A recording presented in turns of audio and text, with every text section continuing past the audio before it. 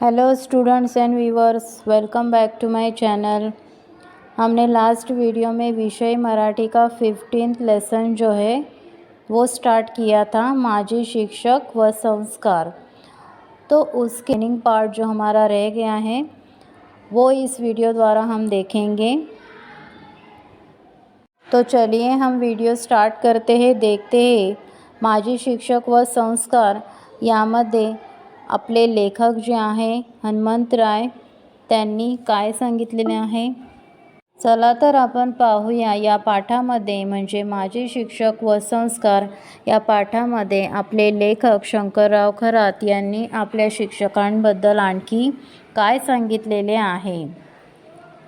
कुस्तीसारख्या खेळात सुद्धा जातपात मानली जात असे, यानी कि कुस्ती जैसे खेल में भी जातपात मानी जाती थी।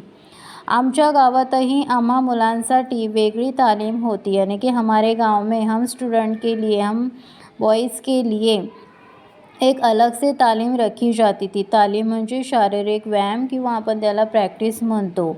लहानपणी मी बऱ्यापैकी कुस्त्या करत असे, यानी कि बचपन में लेखक जो है हमारे वो बचपन में बहुत सारी कुस्ती खेला करते थे। हंगामात कुस्त्या करून मी कधी कधी खोबरे, तर कधी नारळ, तर कधी एखाद्या रुपयापर्यंत इनामे मिळवली आहेत। यानी कि लेखक बता रहे कि जब मौसम होता था कुश्ती का, तो उस टाइम में मैं पार्टिसिपेट करता था, तो मैं उसमें जीत जाता था। कभी मुझे वो खोबरा होता है ना, सूखा नारियल जो नॉर्मली दुकान में मिलता है, तो वो कभी गिफ्ट के तौर पे उन्हें दिया जाता था, इनाम के तौर पर दिया जाता था।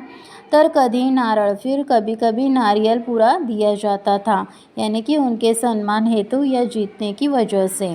तर कभी एखाद्या रुपयापर्यंत, यानी कि फिर नहीं तो फिर उनको कभी कभी इनाम के तौर पर 1 रुपया भी मिल जाता था। एक पटकासुद्धा एकदा मिळाल्याचे आठवते। पटका यानी कि मानाने बांधला जाणारा जो फेटा आहे, सर पे बांधा जाता है फेटा, तो वो जीतने पर वो कभी कभी बांधा जाता है, तो उसे पटका कहते हैं। तो ये सारे इनाम इनको मिल चुके हैं। असाच बाहेरगावी मी कुस्त्यांचा फळ पाहायला गेलो होतो।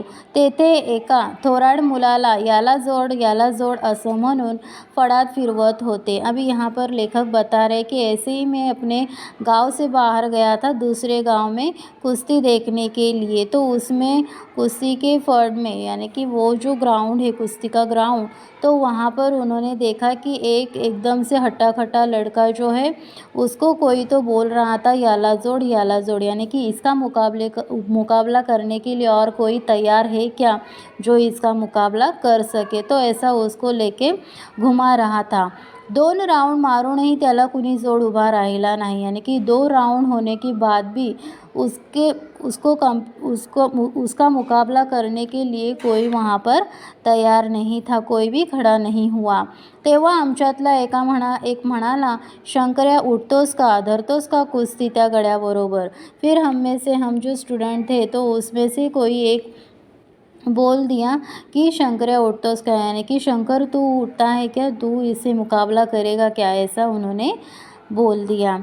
मी हाँ म्हणत मैदानात गेलो आणि लढत करण्याची तैयारी दर्शवली, और मैं भी तुरंत खड़ा हो गया क्योंकि मुझे भी खेलना था, क्योंकि अभी तक मैं जीतते आया हूँ। तो लेखक को पूरा विश्वास था कि मैं ये मुकाबला भी जीत जाऊँगा। तो मैं हाँ मिला दिया, पण मला कुणीतरी ओळखले आणि हटकले, यानी कि फिर मुझे किसी ने तो पहचान लिया और मुझे वहाँ से निकाल दिया। क्यों? क्योंकि ये दलित समाज का होने की वजह से, जात पात का भेदभाव होने की वजह से इसको उस ग्राउंड से बाहर निकाल दिया।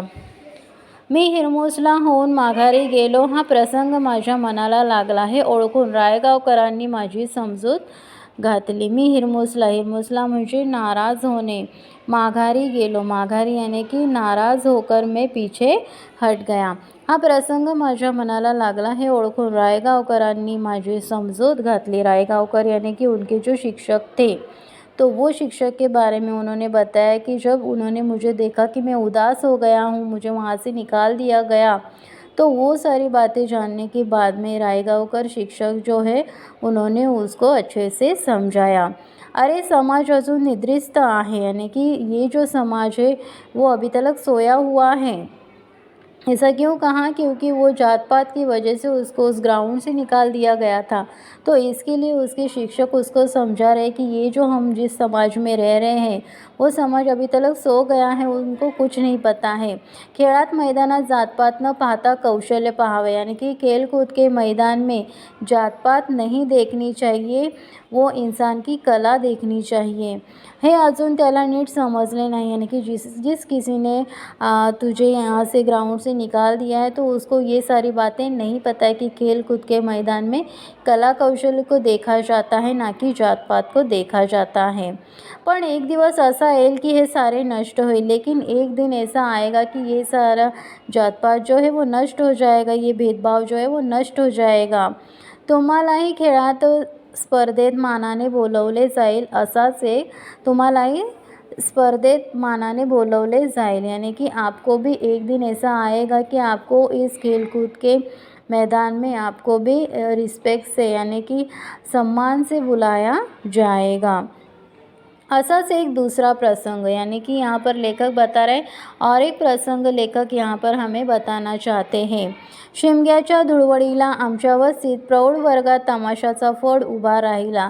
शिमग्याच्या धुळवड़ी, शिमगा यानी कि जो होली हम जलाते हैं ना उसे शिमगा बोलते हैं। धुळवड़ी यानी कि जो धूलिवंदन बोलते हैं, यानी कि शिमगा जो है यानी कि होली, होली हम एक दिन पहले जलाते हैं, उसके नेक्स्ट डे पे रंग पंचमी खेलते हैं ना, जिसे हम धूलिवंदन बोलते हैं, तो उसे क्या बोलते हैं मराठी में?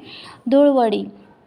आमच्या वस्तीतील प्रौढ़ वर्गात तमाशाचा फड होता, यानी कि उस टाइम में हमारे बस्ती जो है, वस्ती जो है उसमें प्रौढ़ वर्गाचा तमाशा, यानी कि प्रौढ़, प्रौढ़ का यानी कि वयस्कर जो बड़े लोग होते हैं, बड़े बुजुर्ग होते हैं, तो उनके लिए यहाँ पर बताया गया है तमाशाचा फड उभा राहिला, यानी कि हमारे वस्ती में एक क्लास में तमाशा किया गया। तमाशा यानी कि यहाँ पर जो लेडीज़ हैं वो डांस करते हैं और सामने सारे ऑडियंस बैठ के सीटी और ताली बजाते रहते हैं।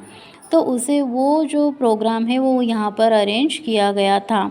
त्या दिवशी प्रौढ़ साक्षरतेचा वर्ग बंद होता, यानी कि उस दिन प्रौढ़ साक्षरते का जो क्लास था तो वो क्लास जो है वो बंद था। क्यों? क्योंकि वो होली का दिन था और उसमें ये सारा तमाशा चल रहा था। पण रायगावकर मास्तरांनी याची कल्पना नसल्याने ते नेहमीप्रमाणे वर्गाला भेट द्यायला आले। लेकिन जो रायगावकर मास्तर हैं उनको नहीं पता था कि आज इनका ये प्रोग्राम करने के लिए उन्होंने दिया है, लेकिन उनको पता न होने की वजह से वो अचानक से क्लास में आ जाते हैं। प्रौढ़ वर्गाच्या कंदीलाच्या प्रकाशात तमाशा चालला होता। अब यहाँ पर प्रौढ़ वर्ग जो है, जो बड़े बुजुर्ग के लिए स्कूल में सिखाया जाता था, साक्षर किया जाता था, उसमें आज तमाशा चल रहा है। तमाशा यानी कि एक डांस होता है, तो वो चल रहा है।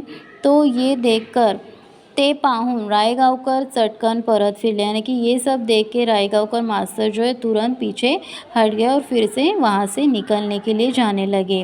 त्यांना पाहताच मी त्यांना आडवा गेलो, यानी कि जैसे मैंने रायगावकर मास्टर को देखा तो उनका रास्ता मैंने रोक दिया।